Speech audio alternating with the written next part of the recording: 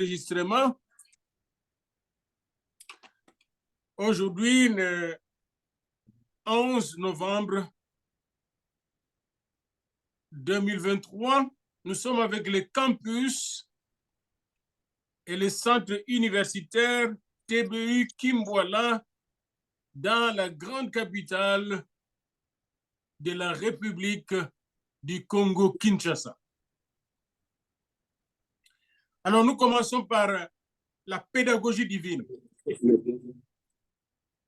Et après avoir vu brièvement la pédagogie divine, nous allons vous démontrer comment le cours que vous avez et que vous pouvez avoir encore pour ceux qui sont à la maîtrise, comme pour ceux qui sont au certificat et au baccalauréat, peuvent, à la licence donc, peuvent accélérer. Mais avant de commencer cela, j'aimerais d'abord savoir qui sont inscrits en licence. Qui sont inscrits en licence. Voilà. Et qui sont inscrits au programme de maîtrise, de master. Les seuls. Personne, hein? Mais je pense que le pasteur...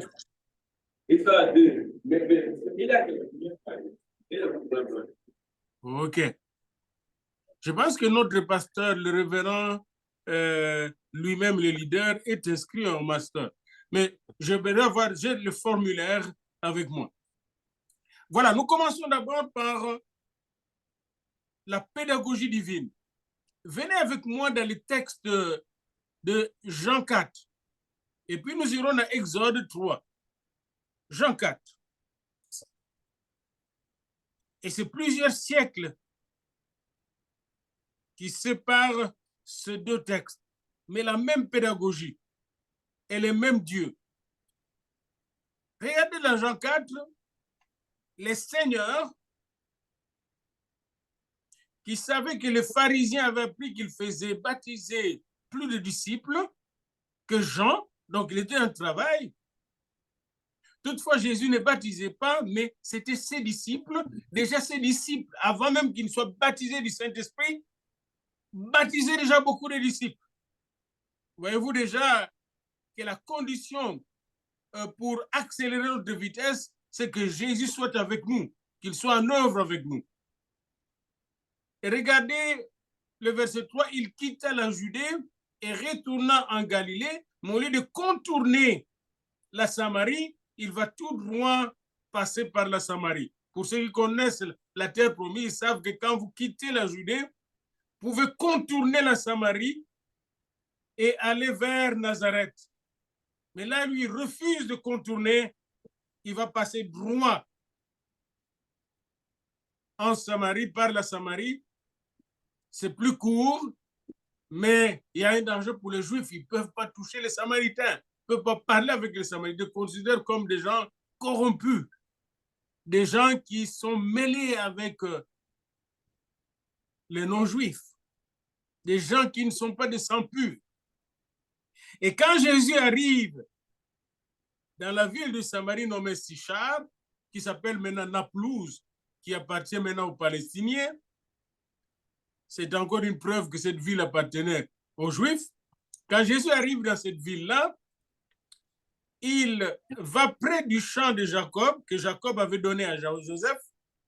Il y a l'histoire ici, il y a l'histoire, déjà la théologie, l'histoire de la théologie d'Israël.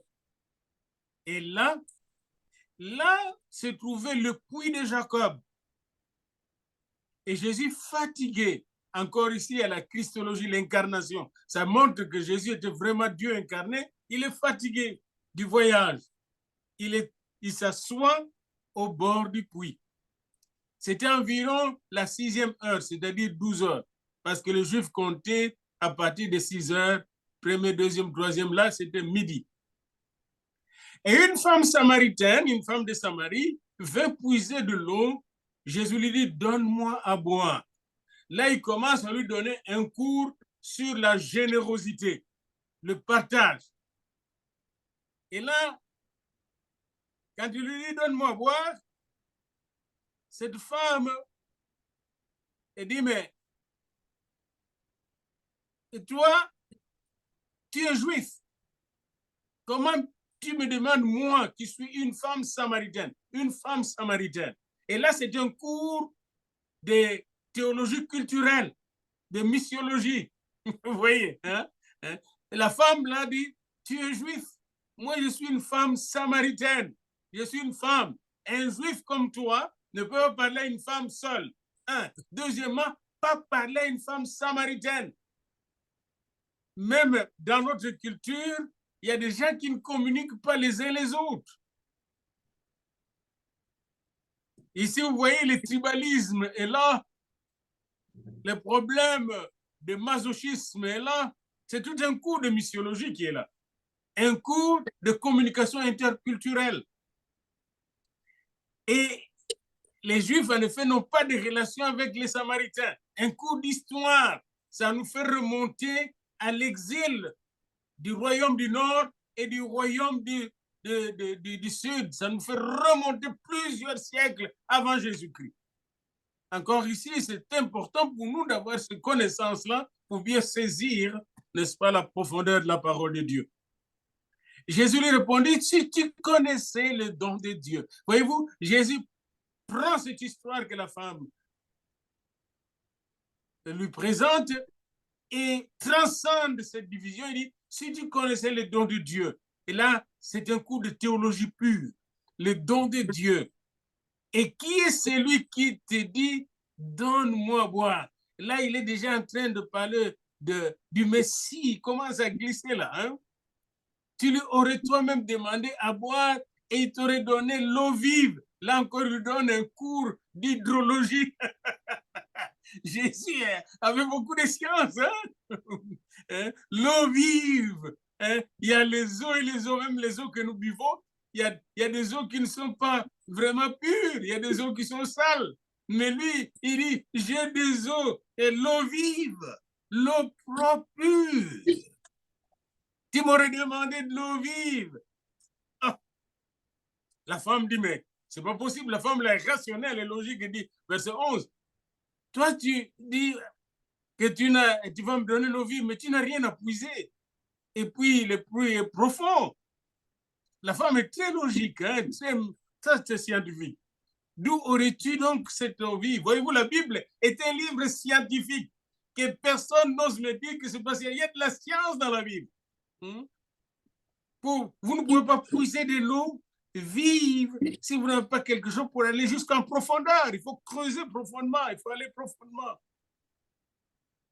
Et la femme lui parle encore de l'histoire, verset 12. Es-tu plus grand que notre père, Jacob, qui nous a donné ce puits et qui en a bu lui-même, ainsi que ses fils et ses troupeaux. Voyez-vous, là, il est en train de lui donner le coup de patriarche. Il remonte même avant Moïse. Alors ici, nous sommes obligés d'avoir le cours de patriarche, de la Torah, de la Genèse. Es-tu plus grand que notre Père? Quiconque boit de ce eau, lui dit Jésus, il aura encore soif. Jésus transcende encore cette dimension-là matérielle. Hein? Il passe de la conception matérielle, historique, à la conception métaphysique, théologique pure. Quiconque boit de cette eau aura soif. Mais celui qui boira de l'eau que je lui donnerai n'aura jamais soif. Et l'eau que je lui donnerai deviendra en lui une source. Voilà, c'est important que vous sachiez là. Vos études que vous faites doivent faire de vous une source. Non seulement aller puiser toujours, non. Vous devenez une source.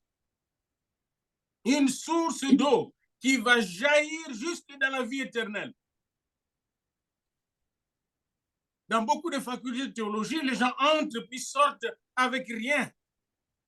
Ils ont des connaissances, mais ils ne sont pas devenus une source d'eau qui jaillira jusqu'à la vie, dans la vie éternelle. J'ai déjà rencontré même ici des pasteurs qui ne savent pas s'ils meurent ou est-ce qu'ils seront. J'ai rencontré des pasteurs qui ne savent pas quand ils prient où vont leurs prières. La femme lui dit, Seigneur, donne-moi de cette eau afin que je n'ai plus soif. et que je ne vienne plus puiser. La femme vient d'apprendre une leçon. Il y a de l'eau. Si vous buvez cette eau-là, vous n'aurez plus soif. Jésus vient de lui révéler une nouvelle connaissance. Et vous deviendrez même une source qui va jaillir jusque dans la vie éternelle. Oh, ah, ah, ah. Voyez-vous que Jésus est en train de baptiser cette femme du Saint-Esprit sans expliciter que c'est le Saint-Esprit. Il est en train d'installer déjà une préconnaissance de l'Esprit de Dieu, de la vie éternelle. Oh, bien-aimés, si vous saviez ce qui est en vous, si nous savions, le monde changerait. La femme dit, donne-moi de cette eau, donne-moi vite, afin que je n'ai plus soif et que je ne vienne plus puiser. Encore une interprétation matérialiste. Alors Jésus lui dit, va, lui dit Jésus, appelle ton mari et viens ici. Et la femme lui dit, mais je n'ai pas de mari. Jésus, tu as raison, tu n'as pas de mari car tu as eu 5 maris. Et que celui que tu as maintenant n'est pas ton mari. En cela, tu as du vrai. Jésus est en train de lui donner un cours de armathéologie. La théologie de péché, armathéologie. Hein? Il lui dit, mais c'est vrai, tu n'as pas de mari, tu es dans le péché. Voyez-vous ici, Jésus est en train de lui donner un cours. Comment être conscient de ce péché et se repentir. Alors, la femme dit, mais tu es prophète. Elle va commencer à faire la prophétologie. Mais Jésus va l'amener vers une autre dimension. Il dit, nos pères ont adoré sur cette montagne. Elle dit, et vous vous dites que le lieu où il faut adorer est à Jérusalem. C'est vrai que tu es prophète, mais votre religion est différente de notre religion, comme les musulmans, avec leur Coran et tout ça, ils vont, qu'est-ce que vous évangélisez musulmans? Non, nous, Jésus, c'est un prophète. Il s'arrête là. Mais nous savons que Jésus est plus que prophète. Regardez ce que la femme, le Jésus va faire. Il va l'amener de la prophétologie à la messianité. Voyez-vous, beaucoup de gens s'arrêtent aujourd'hui à la prophétologie, les prophètes. Mais là, il faut aller plus loin. Le Messie, c'est la Shekinah, c'est la gloire de Dieu même. La femme lui dit, comment l'heure vient? Où ce sera? Et Jésus plutôt lui dit, crois-moi, l'heure vient, femme. Ça ne sera plus sur cette montagne ou à Jérusalem. Mais vous allez adorer le Père en esprit, en vérité. Vous adorez ce que vous ne connaissez pas. Nous adorons ce que nous connaissons, car le salut vient des Juifs. Mais l'heure vient. Ça ne sera plus comme les gens qui vont à Jérusalem pour chercher à prier au mur. Non, l'heure est dépassée. Ça ne sera plus comme ça. L'heure vient avec Jésus. Il y a une heure. Ici, c'est le kéros de Dieu. Il est en train de lui apprendre le kéros de Dieu, le temps de Dieu. Le temps arrive, le temps messianique, le temps de délivrance, le temps où le voile va être déchiré, où on va entrer dans la Shekinah grâce au sang de l'agneau. L'heure vient où les vrais adorateurs adoreront le Père en esprit, en vérité, car ce sont là des adorateurs que le Père cherche. Le Père cherche des adorateurs. Cette femme passe de la religion à l'adoration. Le Père cherche des adorateurs. Et nous sommes des adorateurs bien-aimés. Quand vous allez dans Apocalypse 1:5, je reviens toujours à ces versets-là, il est dit à celui qui nous aime, qui nous a délivré de nos péchés par son sang et qui a fait de nous un royaume de sacrificateurs. Nous sommes un royaume de sacrificateurs. Nous sommes des adorateurs du Père en esprit, en vérité. Et la femme lui dit, mais je sais que le Messie doit venir, c'est lui qu'on appelle Christ. Quand il sera venu, il nous annonçait toutes choses. Jésus lui dit, je le suis, moi qui te parle. Et là, la femme est transformée. La femme est bouleversée. La femme n'est plus la même. Elle devient une théologienne messianique. Elle va courir comme un vrai évangéliste, sans faire un budget d'évangélisation. Elle va aller chercher toute sa cité en disant, il y a quelqu'un que j'ai rencontré qui m'a dit, tout ce que je suis et tout ce que je fais, venez voir si ce n'est pas le Messie. Bien-aimé, cette femme était formée en moins de 2 heures. En moins de 2 heures, elle est devenue une théologienne. En moins de 2 heures, elle est devenue une christologue. En moins de 2 heures, elle est devenue une missiologue. En moins de 2 heures, elle est devenue une christologue, un évangéliste, une évangéliste. En moins de 2 heures, elle est passée de la prophétologie à la messianité. Elle est devenue capable d'aller chercher des milliers de gens en moins de 2 heures de théologie. 2 heures. Et gloire à Dieu. En moins de 2 heures. Oui, il n'y a pas de problème, mais tout est enregistré. Vous aurez l'enregistrement.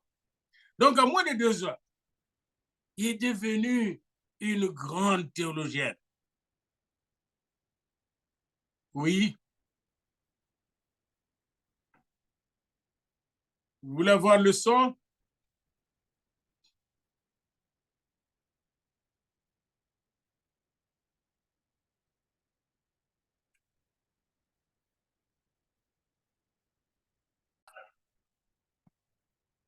Donc, en moins de 2 heures, presque 1 heure et demie, Jésus, les grands théologiens, les grands professeurs, les grands rabbins, a enseigné à la femme comment donner sa vie à Dieu, comment devenir une adoratrice et comment devenir un témoin, un évangéliste efficace. En moins de 2 heures, il lui a donné un cours d'histoire biblique. Il lui a donné un cours de prophétologie. Il lui a donné un cours de christologie, de messianité, en moins de 2 heures. Si nous suivons l'exemple de Jésus, et cette femme d'ailleurs est devenue une grande évangéliste, si nous suivons l'exemple de Jésus, nous pouvons donc former les gens en moins de temps que dans des classes charnelles. C'est ce que je sais, c'est ça l'objectif de mon exposé là. Et venez avec moi dans Exode 3. Dans Exode 3, d'abord nous avons vu dans Jean 4 l'école du puits de Jacob. Et ici, nous avons l'école du buisson ardent. L'école du buisson ardent a fait aussi moins d'1 heure. Moïse était un très mauvais élève. Il n'a jamais compris le plan de Dieu jusqu'à l'âge de 80 ans. Un mauvais élève, il a échoué. Il a échoué d'être un grand pharaon. Il est devenu un meurtrier, un fouillard, un exilé.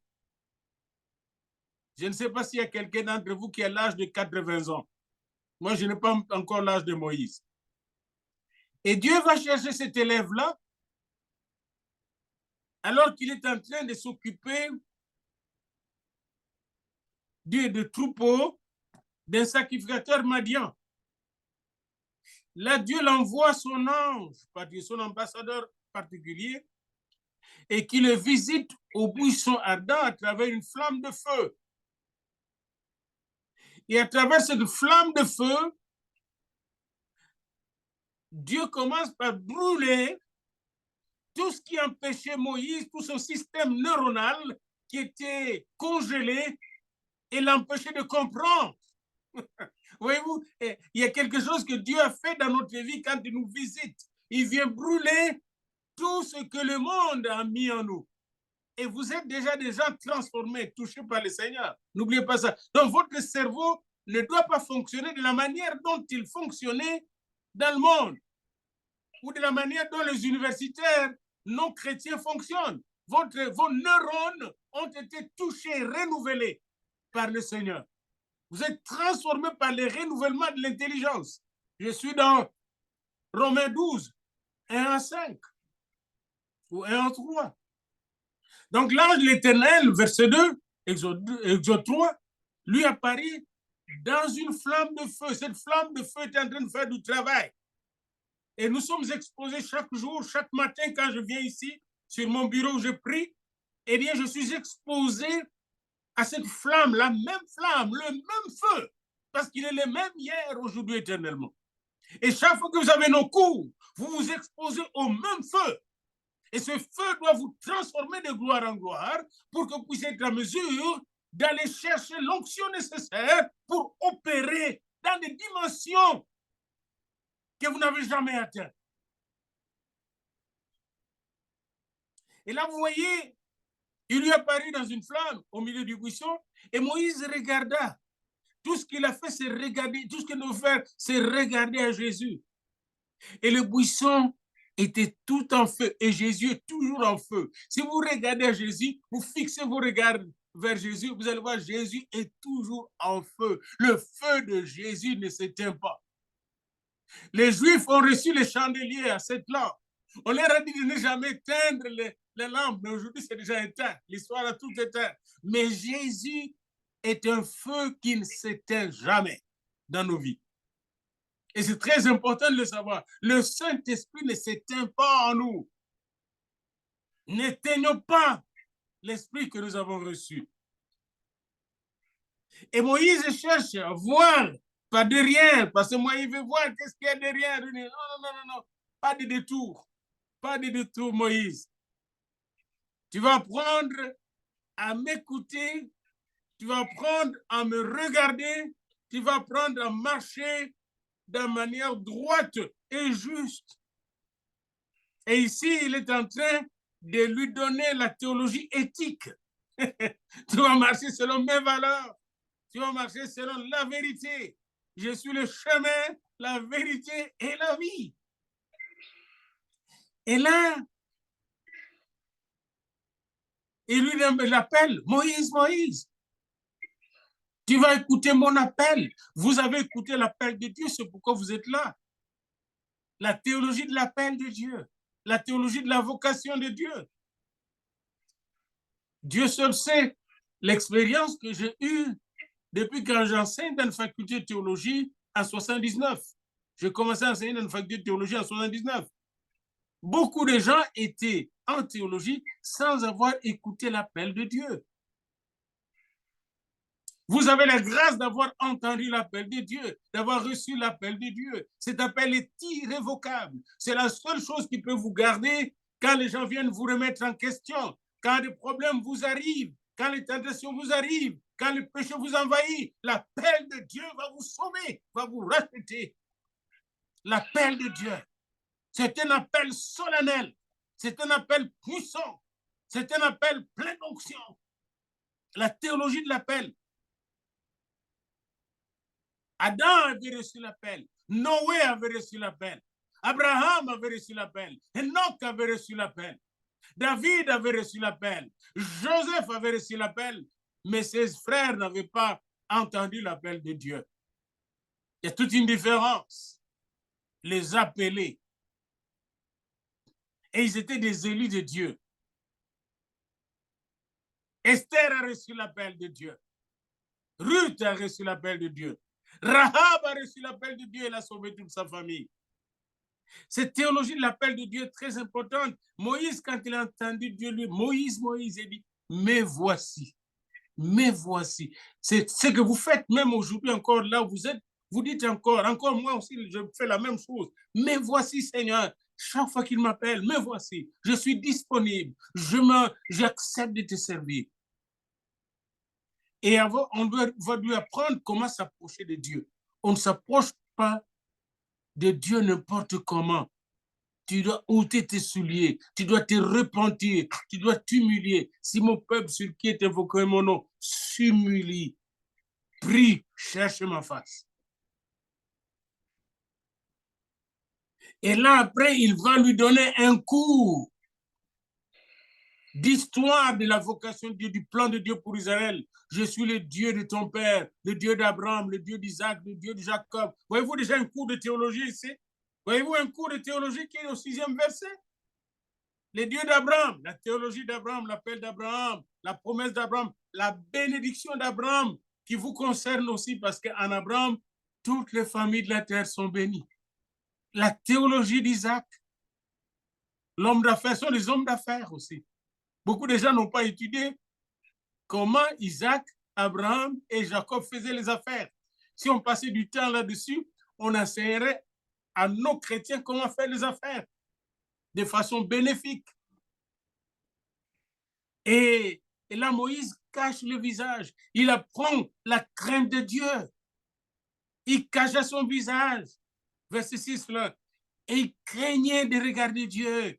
Bien-aimé, la crainte de Dieu. Quand je vois comment Dieu utilise même cette petite école, notre petite université. Il n'y a pas longtemps, j'étais en Guinée.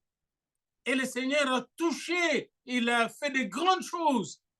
Et quand je voyais tout ce qu'il faisait dans ma chambre d'hôtel, tout ce que je disais, Seigneur, je ne suis pas digne de voir cette grandeur de Dieu. Mais à cause de Jésus. Il y a des dimensions dans lesquelles le Seigneur peut vous amener pour vous réaliser, oh, c'est pas possible. Mais rien n'est impossible à Dieu. Rien n'est étonnant de sa part. C'est Dieu lui-même. Vous voyez TBU comme rien là. Mais un jour, vous allez voir, quand vous serez vraiment TBUisé, vous allez voir que, non, la main de Dieu est là. Trioune, hein, le Père, le Fils et le Saint-Esprit. Dans la Bible, c'est la plus grande université. Trioune Biblical University. TBU. Ici, les dieux, Père, Fils et Saint-Esprit étaient en train de toucher Moïse. Et Moïse, là, dans le feu, il y avait l'Esprit. Dans la voix, il y avait le Père, n'est-ce pas? et en même temps, n'est-ce pas, la grâce de s'approcher de lui venait évidemment du sang de l'agneau. Parce que n'oubliez pas que Jésus a été immolé avant la fondation du monde. Il craignait de regarder. Mais l'Éternel lui dit, je vis la souffrance de mon peuple. Je vis la souffrance de mon peuple. Est-ce que le Seigneur n'a pas vu la souffrance des Africains? N'a-t-il pas vu la souffrance des gens de Kimboala, les gens de Mbinza, les gens de Kinshasa? À qui doit-il parler sinon à vous autres, ces ambassadeurs, ces représentants? Je vis la souffrance de mon peuple en Égypte et j'ai entendu les cris que lui font pousser ses oppresseurs. Il n'y a pas longtemps, un jeune homme me parlait de détruire les hôtels de faux dieux au pays. J'ai dit, mais à Kinshasa, vous n'aurez pas beaucoup d'hôtels à détruire là-bas. Il faut aller dans le village. Nous devons envoyer des villages dans les 145 territoires, des évangélistes, des missionnaires, des implanteurs. Mais comment le ferons-nous si nous n'avons pas de gens vraiment hautement formés, loin du Saint-Esprit? Et voyez-vous, en moins d'une heure, Moïse est devenu un leader remarquable. Son bâton, qui était son troisième pied, est devenu un objet de miracle surnaturel. En moins d'une heure, Moïse était devenu supérieur au Pharaon. En moins d'une heure. Il est sorti avec une nouvelle théologie et c'est Moïse qui a écrit la Torah, c'est-à-dire la théologie de la Genèse, la théologie de l'Exode, la théologie de Lévitique, la théologie de nombre, hein, le recensement. Voyez-vous, parler de recensement chez nous, on n'arrive pas à faire le recensement. Allez lire le livre de nombre, vous allez voir l'importance du recensement. Les chrétiens, même vous-même, est-ce que vous faites le recensement dans vos églises régulièrement? Vous avez combien d'enfants, combien de femmes enceintes, combien d'enfants, combien de jeunes, etc. Les recensements dans le livre de nombres. Pourquoi on doit nombreux? Parce que c'est l'armée du Seigneur. Et Deutéronome qui est le renouvellement de la loi. Alors, donc, ici, je vous ai pris juste deux exemples. Dieu qui a formé Moïse en moins d'une heure ou en moins de 2 heures, et Dieu qui a formé à travers Jésus la femme samaritaine en moins de 2 heures. Dieu veut vous donner, pour vous qui faites la licence, Dieu veut vous donner de faire votre licence en 6 mois. Ceux qui font la maîtrise, qui ont déjà fait leur maîtrise et leur licence, Dieu veut vous donner de faire votre maîtrise en 6 mois, 8 mois, moins d'1 an. C'est possible. C'est possible. Je vais vous donner une illustration pour terminer. Et puis, vous allez poser vos questions. Vous avez 24 cours pour la licence, 24 cours, pour ceux qui commencent à 0, 24 cours. Si vous faites la discipline, vous dites, je vais lire chaque 4 heures du matin mon cours. Chaque 4 heures du matin, je vais me réveiller pour lire mon cours et prier. Et je vais lire chaque jour au moins 30 pages pour terminer un cours par semaine. Eh bien, au bout d'une semaine, vous allez terminer un cours. Et vous avez fait les autotests. Et vous avez vos points. Donc, au bout de 10 semaines, vous avez terminé 10 cours. 20 semaines, vous avez terminé 20 cours. 24 semaines, 24 cours. Et chaque fois que vous terminez le cours, vous prenez des notes, au moins de 3-4 pages. Et à la fin de 24 cours, vous mettez 4 pages fois 24. Ça fait votre synthèse, votre mémoire de cours. Et c'est ça, c'est votre mémoire. Vous avez terminé. Vous avez terminé. C'est comme ça. J'ai terminé mon mémoire, certes, après 5 ans d'études, mais mon mémoire de licence en philosophie à Lubumbashi, Dieu m'est témoin, je l'ai terminé avant tout le monde en classe. Tout le monde, je l'ai terminé avant tout le monde. Déjà au mois d'avril, mon mémoire était prêt. Alors qu'on devait le lire au mois de juin. Et c'était un beau mémoire. Je pense que j'avais eu 16 sur 20. Et corrigé par un jésuite, le père Jean-Marie Van Paris. La même chose pour la thèse de doctorat. Alors qu'on fait ça en 7 ans ici, moi je le fais en 3 ans. Parce qu'il y a des méthodes que Dieu m'a données. Et alors je vous communique les mêmes méthodes d'études. Pour ceux qui font le master, vous avez 12 cours. Et 12 cours séminaires. Et ces 12 cours-là, vous les faites en 12 semaines, en principe. Mais chaque jour, vous vous réveillez à 4 heures. Vous faites violence, vous réveillez à 4 heures, parce que la journée, vous allez travailler normalement comme les autres. Mais de 4 heures à 6 heures, vous avez terminé. Ou même plus tôt que ça. Vous pouvez même dormir tard, mais réveillez-vous tôt, c'est mieux. Dormir tôt et réveiller tôt, c'est mieux. Et là, vous allez voir la même chose.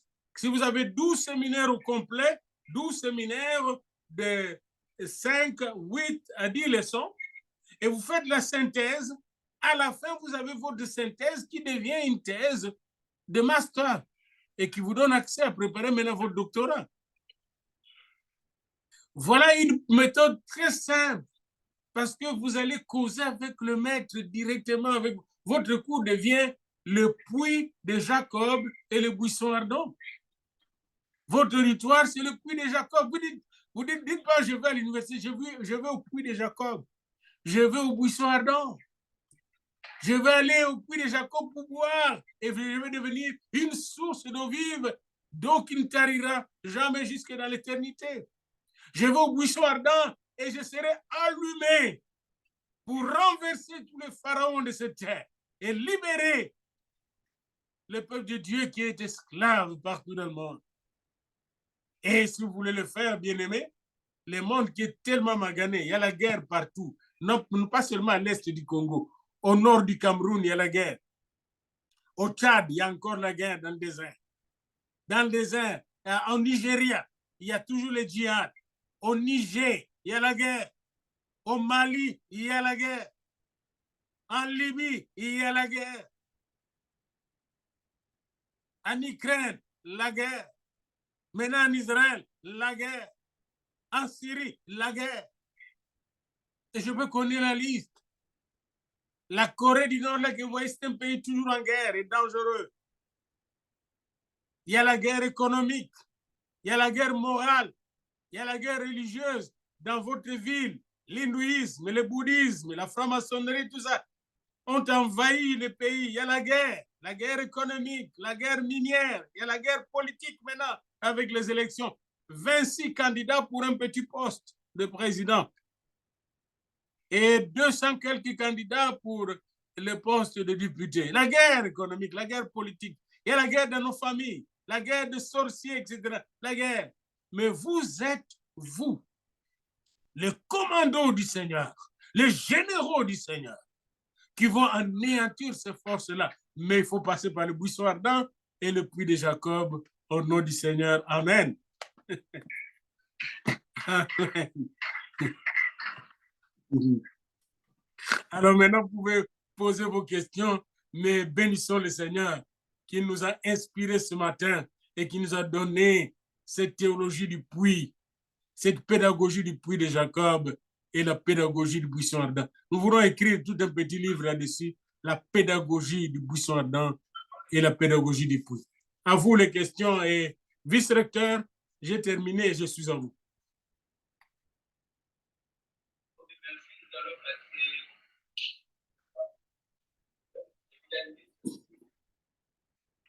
Veuillez avancer tout près de l'écran pour le micro, s'il vous plaît, la voix, afin d'enregistrer. Si vous parlez, avancez-vous pour que vous puissiez être bien enregistré.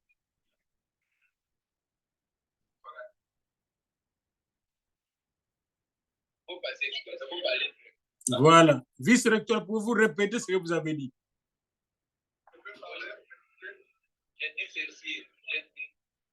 Venez à l'écran, s'il vous plaît.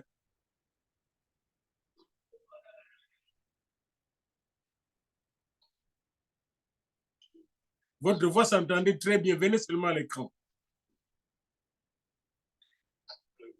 Ok, ça va passer au jeu de questions. Vous pouvez directement la question pour répondre. Vous n'êtes pas à l'écran, vice-recteur. Voilà. Ok, maintenant ça va. Voilà. Ok, nous passons la parole au premier intervenant qui va vous poser la question. Très bien.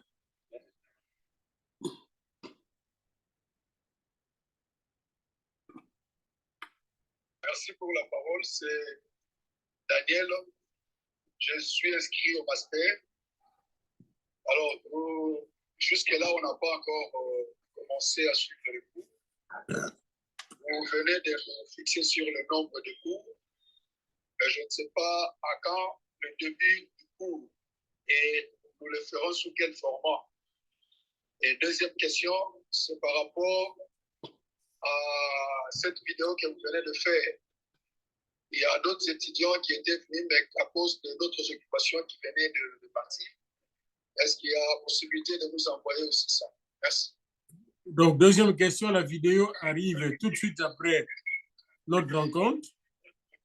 Et pour la première question, tous les cours de licence vous ont déjà été envoyés et sont entre les mains de vos dirigeants là-bas.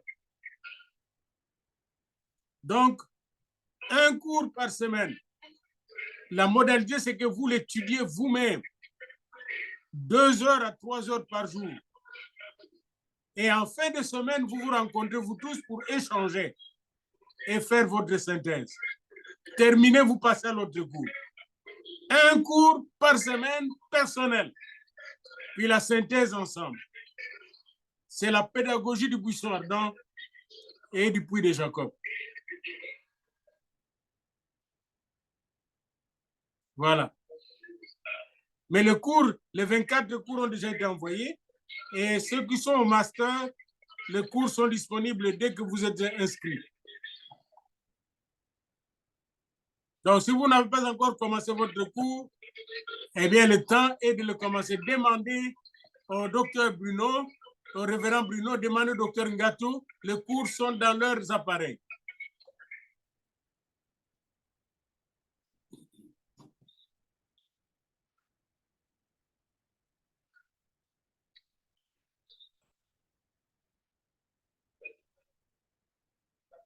C'est l'étudiant Jacques Tenguet, inscrit à la licence TPI.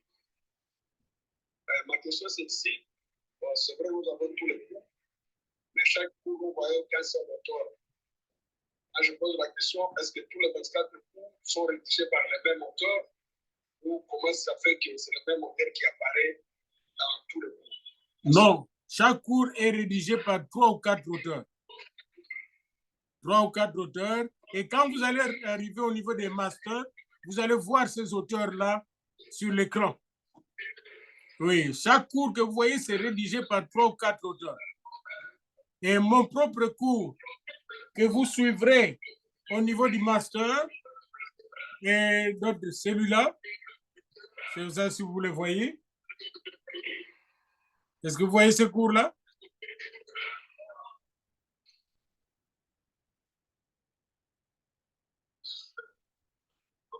Voyez-vous, celui-là, et le livre se trouve déjà chez et celui-là. Ça, c'est écrit par moi-même, puis d'autres cours aussi, mais nous avons plus de 20 professeurs qui rédigent le cours. Donc, le cours que vous avez 20 est rédigé par un institut qui s'appelle Harvest Time Institute. Et là, ils ont plusieurs professeurs qui ont rédigé le syllabus. Ils sont américains. On a traduit le cours en portugais, en chinois, en français, etc. Ça, c'est pour la licence. Tandis que le cours d'hébreu et de grec ont été rédigés par un professeur pour chaque cours. Voilà.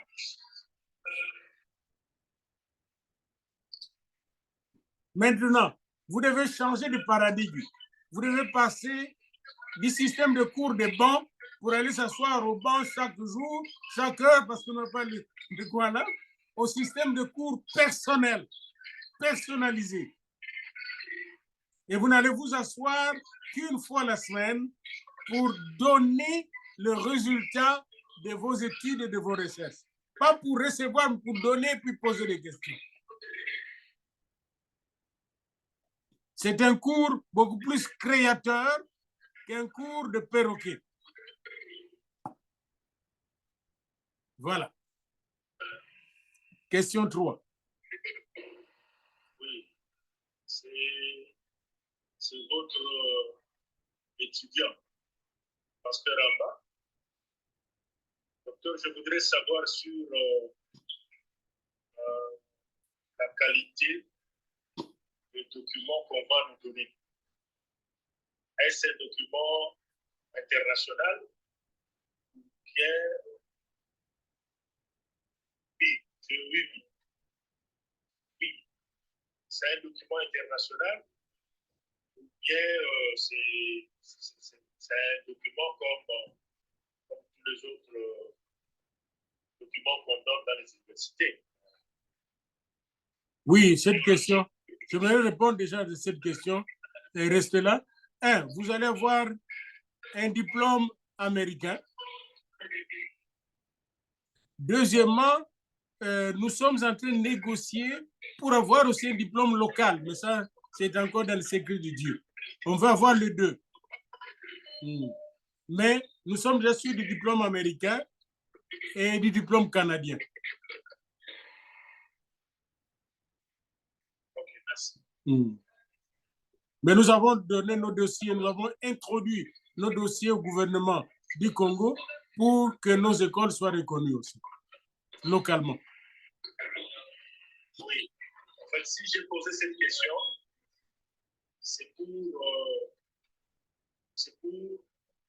en fait, savoir si ces diplômes pourraient être acceptés dans une autre institution théologique. Bien sûr. C'est ça. Bien sûr. Bien sûr. Ça, c'est un. Deuxièmement, comme théologien, la valeur de votre diplôme dépend non seulement de Dieu, mais de vous aussi.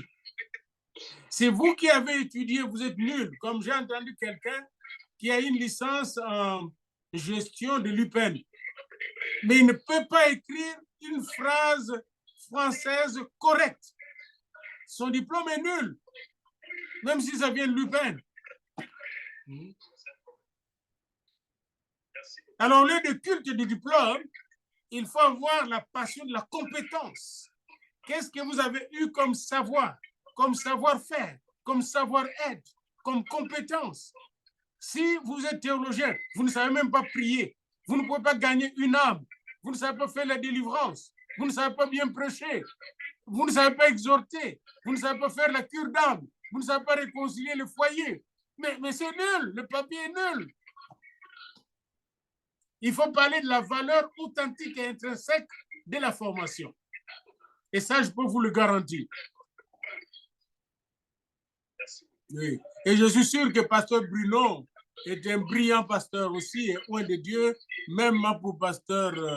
Voilà, nous avons des compétences nationales et internationales. Oui, 4e question.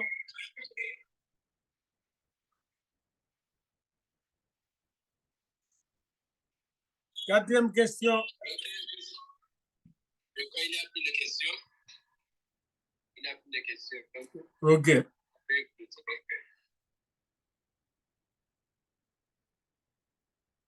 Ceci dit, j'aimerais que vous puissiez vous mettre à la place de Moïse. Et Moïse, après avoir terminé son école du buisson ardent, il pose à Dieu la question, mais est-ce que le papier que je vais recevoir de toi, Seigneur Dieu, est-ce qu'il est valable en Égypte?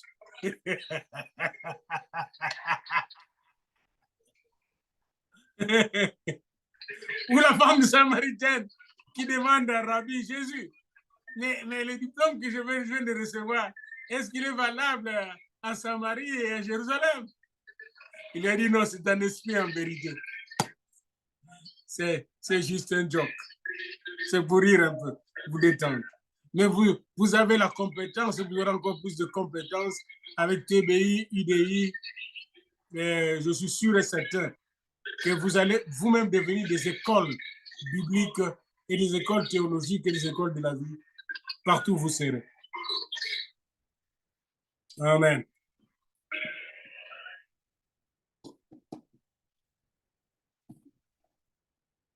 Pasteur Ngato, docteur Ngato, vous pouvez donner aussi des réponses sur le plan légal de tous nos diplômes, n'est-ce pas? Vous êtes mieux placé.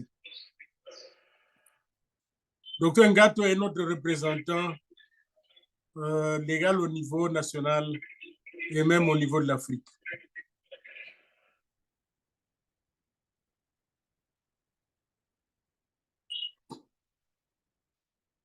Ok, merci pour votre intervention. Nous avons fini. Nous avons le sixième cours sur les stratégies de combat spirituel. Très bon. Alors là, terminé. Et c'est possible, professeur, de faire la liste de gens qui sont au niveau du master? Au niveau du master, nous avons deux. OK. Ici à Kimba, nous avons deux. Il y a le révérend Bruno et puis Daniel. Très bien. Ce sont les deux là qui sont en master. Et les autres, c'est pour le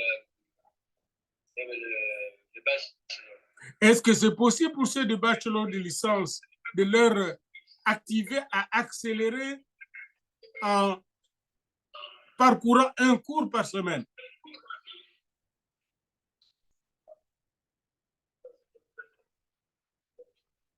Oui, ils sont déjà... C'est ce qu'ils sont en train de faire. Très bien. Alors, par exemple, un samedi, on pourra se rencontrer ensemble juste pour un cours comme survol du Nouveau Testament, survol de l'Ancien Testament ou stratégie et de combat spirituel. Moi aussi, je peux participer à ça. Oui, c'est nous qui nous bien. Et nous pourrons l'enregistrer aussi. On peut enregistrer un de vous, soit docteur révérend Bruno, vous, en train de donner pour nous vous enregistrerons. Ok, bien noté. Très bien. Alors, nous nous levons pour prier.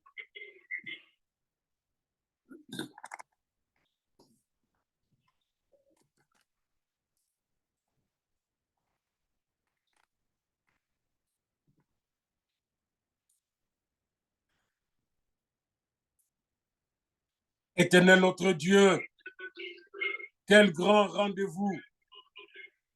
Les rendez-vous du puits de Jacob avec la femme samaritaine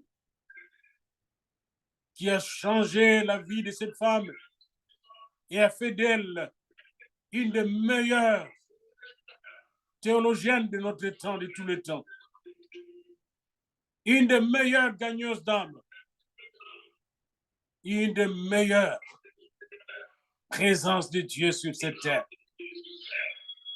Nous avons beaucoup de femmes, Seigneur, dans nos villes, à Kimboala et partout à Kinshasa. Elles ont besoin de ta présence.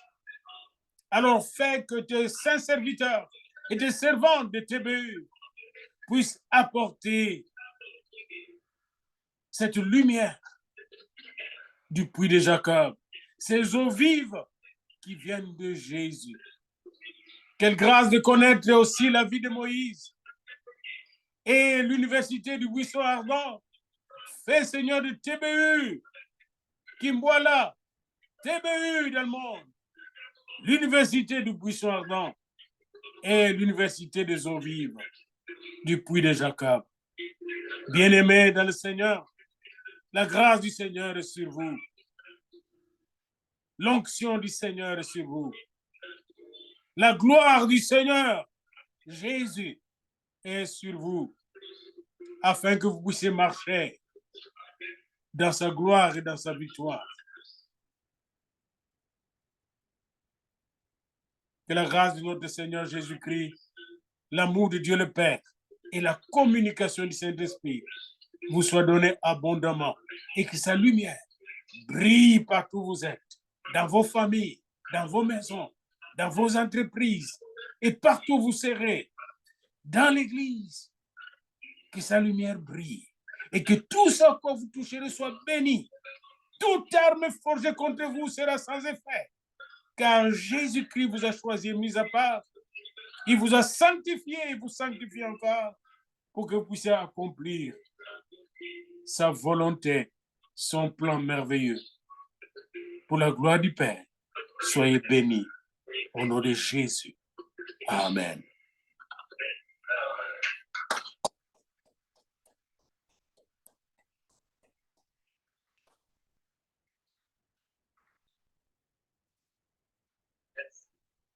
Bye bye.